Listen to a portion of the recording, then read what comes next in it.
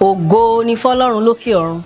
Mo tún wí lẹ́ẹ̀kan sí, ògo ni fún Ọlọ́run lókè ọ̀run. Ẹ jẹ́ ká gbàdúrà. This slogan echoed through the Nigerian airwaves for about 4 decades.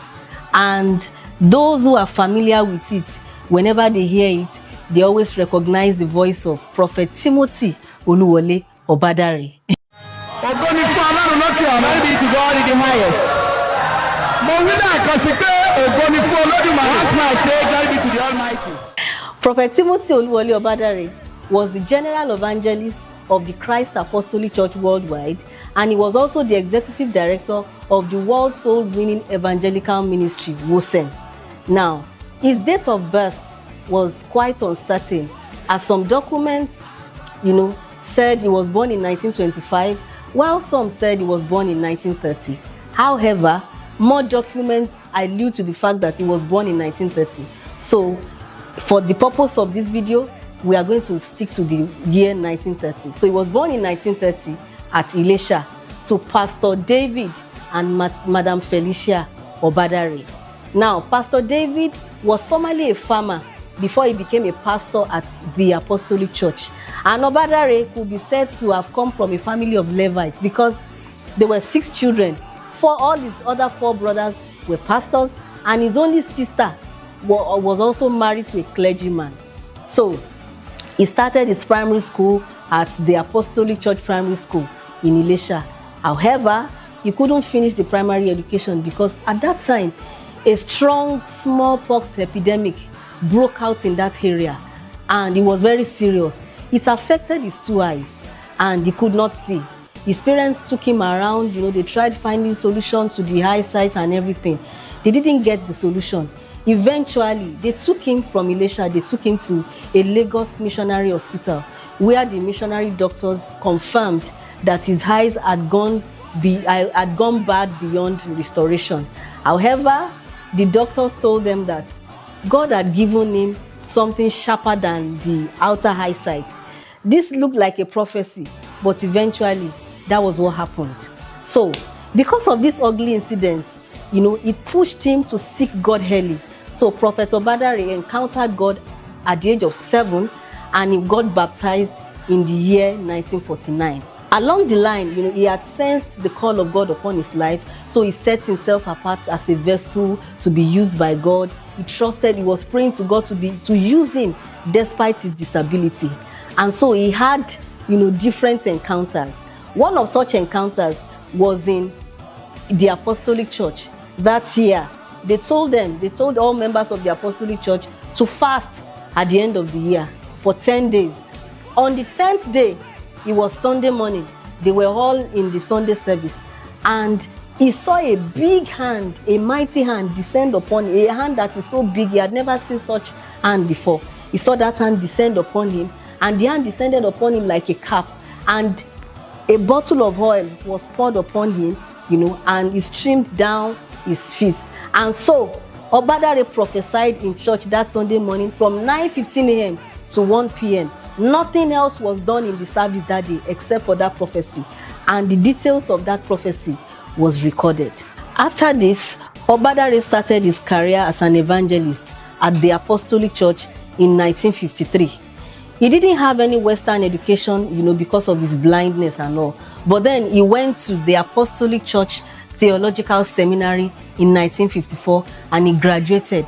After which, along the line in his life, he got many honorary degrees and all of that. He also had a second encounter. A brother called Brother Paul and one man called Dr. Thomas, organized a revival at the Apostolic Church that year. And so there was power of God at that revival.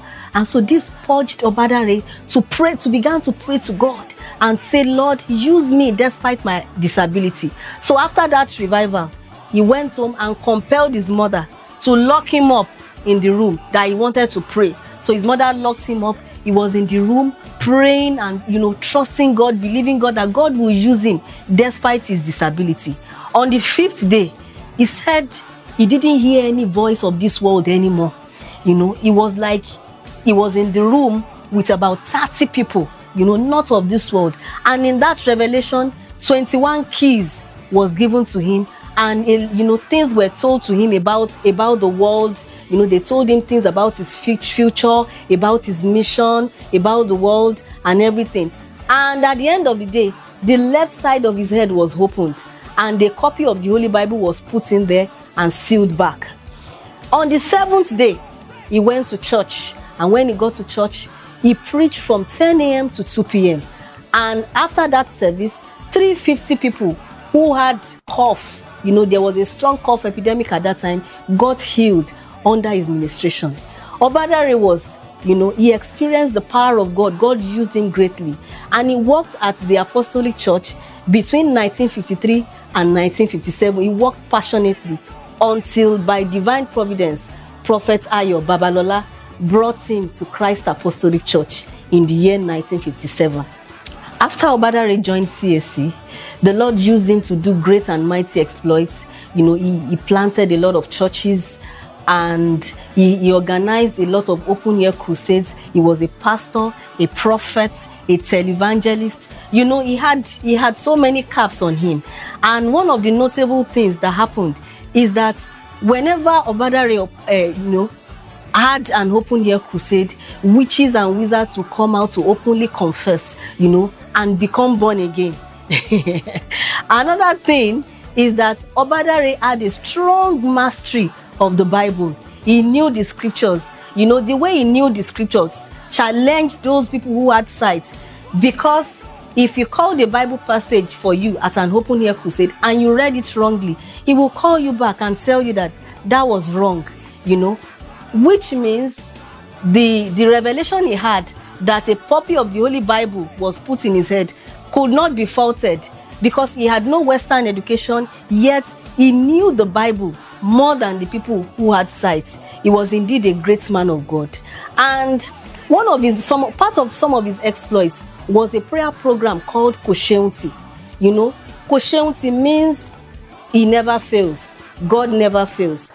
One of the things God told him was that mankind itself was sick, and there was need to heal mankind. And God lamented to him that a lot of churches, they were dependent on divine, that trusted God for divine healing, were no more doing so anymore. And that, sicknesses brought about by evil powers cannot be cured in the hospital. So mankind needed healing. So out of this, God commanded him to start a prayer program. And the name of the prayer program was Kosheunti. He never fails, or God never fails. The prayer program started in 1970. However, before then, he had established a church in Akure. He had settled in Akure before in 1965. And so he established a church, CAC Okeitura, in 1968 in Akure. So CAC Okeitura became the headquarters of Kosheunti. Okay, so the Kosheunti prayer program was inaugurated on the 1st of February 1970. It started in a hut. Later, when the attendance began to grow, CAC Okeitura became the headquarters of Kosheunti, and it was a 4th day of the month prayer program.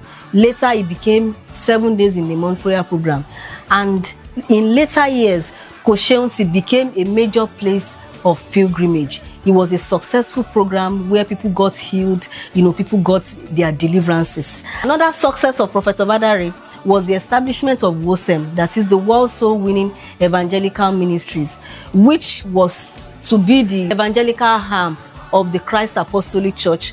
God told him to start, something, that will help him propagating the gospel through the media.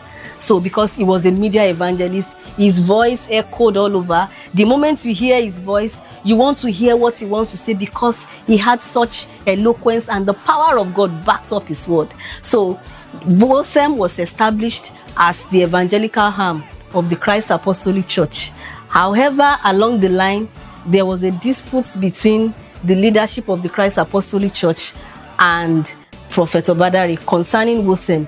They felt he was putting more attention on WOSEM than Christ Apostolic Church. They accused him of, winning souls and directing them to WOSEM instead of the Christ Apostolic Church. However, they tried to resolve the issue at the end of the day, but It is what it is. So, Prophet Obadare, he was a successful man of God, a televangelist, and he won, many souls for God. He died on March 21, 2013, at the age of 83 years. He was survived by a wife and 6 children. His wife was also a strong pillar, behind him. His wife was a major tool in the success of his ministry. Thank you very much. If you like more stories like this, follow me on Instagram, on Facebook, and on YouTube for more stories, about icons of faith. My name is Erioluwa. Thank you for listening. I see you again next time.